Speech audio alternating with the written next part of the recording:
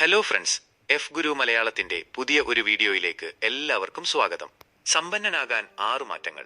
സുഹൃത്തുക്കളെ, ജീവിതത്തിൽ സമ്പന്നനാകുക എന്നത് പണക്കാരനാകുന്നതിനപ്പുറം ഒരു മനോഭാവമാണ്.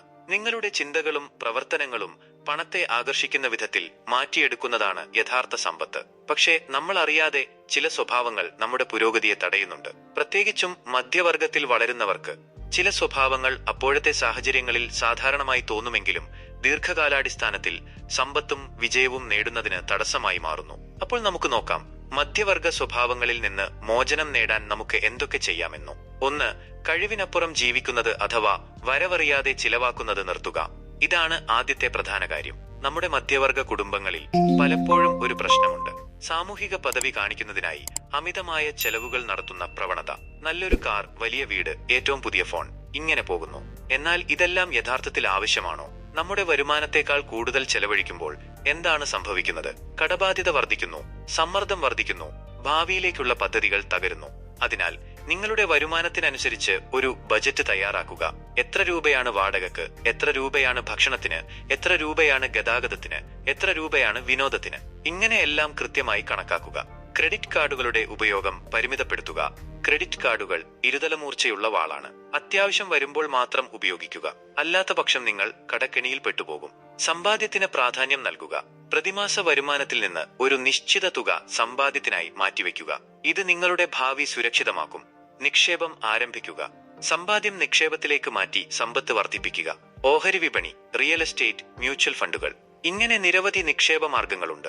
നിങ്ങൾക്ക് അനുയോജ്യമായവ കണ്ടെത്തി നിക്ഷേപം തുടങ്ങുക. 2. ഒറ്റ വരുമാന സ്രോതസ്സിനെ ആശ്രയിക്കുന്നത് നിർത്തുക. പലരും ഒരു ജോലിയെ മാത്രം ആശ്രയിക്കുന്നതുകൊണ്ട് വരുമാനത്തിൽ സ്ഥിരതയില്ലാത്ത അവസ്ഥയാകാം. ജോലി നഷ്ടം, ശമ്പള വർധനവില്ലായ്മ, അപ്രതീക്ഷിത സാമ്പത്തിക പ്രതിസന്ധികൾ, ഇതെല്ലാം നമ്മുടെ ജീവിതത്തെ താറുമാക്കും. അതിനാൽ നിങ്ങളുടെ പ്രധാന ജോലിയോടൊപ്പം പാർട്ട് ടൈം ജോലി ചെയ്യുക. ട്യൂഷൻ എടുക്കാം, ഫ്രീലാൻസിംഗ് ചെയ്യാം, ഓൺലൈൻ ബിസിനസ് ആരംഭിക്കാം. ഓപ്ഷനുകൾ ധാരാളമുണ്ട്. നിങ്ങളുടെ കഴിവുകൾ ഉപയോഗിച്ച് ഫ്രീലാൻസിംഗ് ചെയ്യാം. എഴുത്ത്, ഗ്രാഫിക് ഡിസൈൻ, ഡാറ്റ എൻട്രി, നിങ്ങളുടെ താൽപര്യങ്ങൾക്കനുസരിച്ച് മേഖല തിരഞ്ഞെടുക്കാം. ഓഹരി വിപണി, റിയൽ എസ്റ്റേറ്റ്, ഡിവിഡന്റ് ഓഹരികൾ, ഇങ്ങനെ നിക്ഷേപിച്ച് നിഷ്ക്രിയ വരുമാനം അഥവാ പാസീവ് ഇൻകം സൃഷ്ടിക്കാം. 3. റിസ്ക് എടുക്കാതിരിക്കുക. സുരക്ഷിതമായിരിക്കുക അഥവാ റിസ്ക് എടുക്കാതിരിക്കൽ നമ്മളിൽ ഭൂരിഭാഗത്തിന്റെ സ്വഭാവമാണ്. എന്നാൽ സമ്പത്ത് സൃഷ്ടിക്കാൻ റിസ്ക് എടുക്കേണ്ടത് അനിവാര്യമാണ്. പുതിയൊരു ബിസിനസ് ആരംഭിക്കുക, പുതിയൊരു സംരംഭം തുടങ്ങുക, ഇതെല്ലാം റിസ്ക് ആണ്. പക്ഷേ റിസ്ക് എടുക്കാതെ വിജയം കൈവരിക്കാൻ സാധ്യമല്ല. അതിനാൽ നിങ്ങളുടെ സാമ്പത്തിക സ്ഥിതിക്കനുസരിച്ച് റിസ്ക് എടുക്കുക. എല്ലാം ഒരുമിച്ച് നിക്ഷേപിക്കരുത്. നിക്ഷേപം, ബിസിനസ് തുടങ്ങിയ മേഖലകളിൽ അറിവ് നേടുക. പുസ്തകങ്ങൾ വായിക്കുക, വെബിനാറുകൾ കാണുക, അനുഭവജ്ഞരുടെ ഉപദേശം തേടുക. ആദ്യം ചെറിയ തുകകളിൽ നിക്ഷേപം ആരംഭിക്കുക. റിസ്ക് മനസ്സിലാക്കി നിക്ഷേപം വളർത്തുക. 4. സ്വയം വിദ്യാഭ്യാസത്തിനു വേണ്ടി നിക്ഷേപിക്കുക. പലരും ഔപചാരിക വിദ്യാഭ്യാസം കഴിഞ്ഞാൽ പഠനം നിർത്തുന്നു. എന്നാൽ വിജയകരമായ ജീവിതത്തിന് നിരന്തരമായ പഠനം അത്യന്താപേക്ഷിതമാണ്. ഏറ്റവും വലിയ നിക്ഷേപം നമ്മളിൽ തന്നെ നിക്ഷേപം നടത്തുന്നതാണ്. അതിനാൽ നിങ്ങളുടെ മേഖലയിലെ പുസ്തകങ്ങൾ വായിക്കുക. സ്വയം വികസന പുസ്തകങ്ങൾ, ജീവചരിത്രങ്ങൾ, ബിസിനസ് പുസ്തകങ്ങൾ, ഇവയെല്ലാം നിങ്ങളെ പ്രചോദിപ്പിക്കുകയും പുതിയ പുതിയ ആശയങ്ങൾ നിങ്ങൾക്ക് നൽകുകയും ചെയ്യുന്നു. ഓൺലൈൻ പ്ലാറ്റ്ഫോമുകളിൽ നിന്നും പുതിയ കോഴ്സുകൾ എടുത്ത് കരിയർ ഡിമാൻഡ് ഉയർത്തുക. വെബിനാറുകളിൽ പങ്കെടുത്തുകൊണ്ട് അറിവിന്റെ ആഴം കൂട്ടുക. മെന്റർഷിപ്പ് വഴി അനുഭവജ്ഞരുടെ നിർദ്ദേശങ്ങൾ ഒരു മുതൽക്കൂട്ടാക്കി മാറ്റുക. 5. തൽക്ഷണ സംതൃപ്തിയിൽ അഥവാ ഇൻസ്റ്റാന്റ് ഗ്രാറ്റിഫിക്കേഷനിൽ ശ്രദ്ധ കേന്ദ്രീകരിക്കുന്നത് ഒഴിവാക്കുക. നമ്മൾ പലപ്പോഴും തൽക്ഷണ മാനസിക സുഖങ്ങൾക്ക് അധികം പ്രാധാന്യം നൽകുന്നു. പുതിയ ഫോൺ, ഏറ്റവും പുതിയ ഫാഷൻ, യാത്രകൾ എന്നിങ്ങനെ പലതും. ഇതെല്ലാം നല്ലതാണ്. എന്നാൽ ഇവയ്ക്ക് വേണ്ടി നമ്മുടെ ഭാവി ലക്ഷ്യങ്ങൾ ത്യജിക്കരുത്. അതിനാൽ ദീർഘകാല ലക്ഷ്യങ്ങൾ നിശ്ചയിക്കുക. ഉദാഹരണത്തിന് ഒരു വീട് വാങ്ങുക, ബിസിനസ് ആരംഭിക്കുക, വിദേശത്ത് സെറ്റിൽ ചെയ്യുക, ഇങ്ങനെ വ്യക്തമായ ലക്ഷ്യങ്ങൾ നിശ്ചയിക്കുക. തൽക്ഷണ ആവശ്യങ്ങൾക്കായി പണം ചെലവഴിക്കുന്നത് കുറക്കുക. സമ്പാദ്യം നടത്തുക. 6. ആസൂത്രണം നടത്തുക.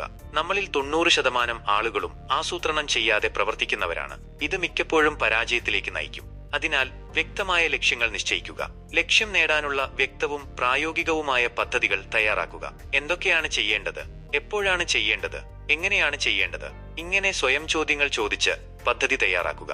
വിജയകരമായ ആളുകളുമായി ബന്ധപ്പെടുക. അവരുടെ അനുഭവങ്ങൾ പങ്കുവയ്ക്കുക. അവരുടെ നിർദ്ദേശങ്ങൾ തേടുക. അവസാനമായി സമ്പന്നരാകുകയെന്നത് ഒരു ദീർഘദൂര യാത്രയാണ്. ഇത് ഒറ്റരാത്രിയിൽ സംഭവിക്കുന്ന ഒന്നല്ല. നിങ്ങളുടെ സ്വഭാവത്തിലും ചിന്താഗതിയിലും വലിയ മാറ്റങ്ങൾ വരുത്തേണ്ടതുണ്ട്. മുകളിൽ പറഞ്ഞ 6 പോയിന്റുകൾ നിങ്ങളെ ശരിയായ ദിശയിലേക്ക് നയിക്കും. എന്നാൽ ഓർക്കുക, നിങ്ങളുടെ പരിശ്രമവും അധ്വാനവും ഇല്ലാതെ ഒന്നും സംഭവിക്കില്ല. മുകളിൽ പറഞ്ഞ പ്രധാന കാര്യങ്ങൾ ചുരുക്കത്തിൽ ഒന്ന് നോക്കാം. ബജറ്റ്.